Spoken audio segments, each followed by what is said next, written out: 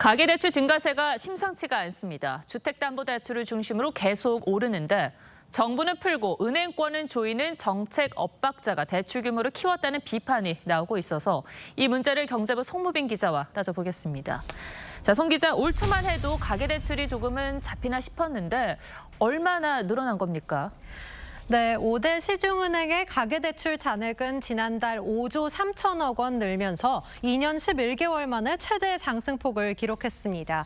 이달에도 벌써 4조 7천억 원이 뛰었는데 특히 주택담보대출이 지난달에 이어 또 5조 넘게 늘었습니다. 가계대출 증가세가 꺾이지 않자 금융당국은 은행 부행장들을 소집해서 대출 관리를 주문하고 현장 점검까지 나섰습니다. 그래서 은행권이 대출을 조이기 시작을 한 거군요. 최근 보니까 대출 금리가 오르기도 했고 또 이제는 대출을 제한하기도 하는 겁니까? 네, 그렇습니다. KB국민은행은 내일부터 다주택자들의 신규 주택담보대출을 중단하기로 했습니다. 또 주담대 갈아타기도 비대면만 가능하고 창구에서는 받지 않습니다.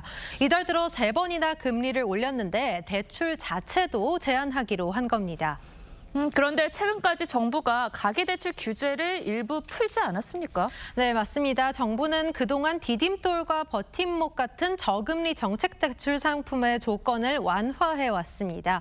지난달 말에는 스트레스 총부채 원리금 상환 비율, 스트레스 DSR 2단계 조치 시행을 갑자기 연기했는데요. 소상공인 등 관련된 제도 변화의 연착륙 때문이라고 설명했지만 이른바 막차를 타자는 대출 수요에 불을 지폈습니다.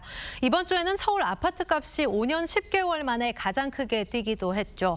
이렇게 아파트값에 전세값까지 함께 오르는 상황에서 규제까지 뒤로 밀리자 영끌족들이 너도나도 대출을 받아 부동산 시장에 뛰어든 겁니다.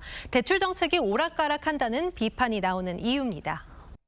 정책이라는 거는 일관성이 있어야 돼요. 정책이 깨지기 시작하면은 혼선이 오는 거죠. 정책에 대한 신뢰성을 잃어버려요. 결국에 상황이 이렇게 되니까 대출을 제한하는 은행들은 더 늘어날 수밖에 없겠네요. 네, 그렇습니다. 5대 은행의 상반기 가계대출 증가액은 16조 원으로 정책 대출이 약 60%를 차지하는데요. 이미 올해 가계대출 경영 목표치 12조 5천억 원을 훌쩍 넘어섰습니다. 가계대출 잔액은 작년 말보다 3% 가까이 올라서 올해 5%에 이를 거란 전망도 있습니다. 은행들이 특례대출 등 정책에 따라 불어난 가계빚을 줄이는 역할을 하면서 예금과 대출 금리의 차이인 예대금리 도 커진 상황인데요. 다른 은행들도 대출 총량 제한에 나설 거란 관측이 나옵니다. 네, 정부 정책이 시장에 안정을 줘야 되는데 이렇게 엇박자로 오히려 혼란의 여지를 준 게 아닌가 싶습니다. 송 기자 잘 들었습니다.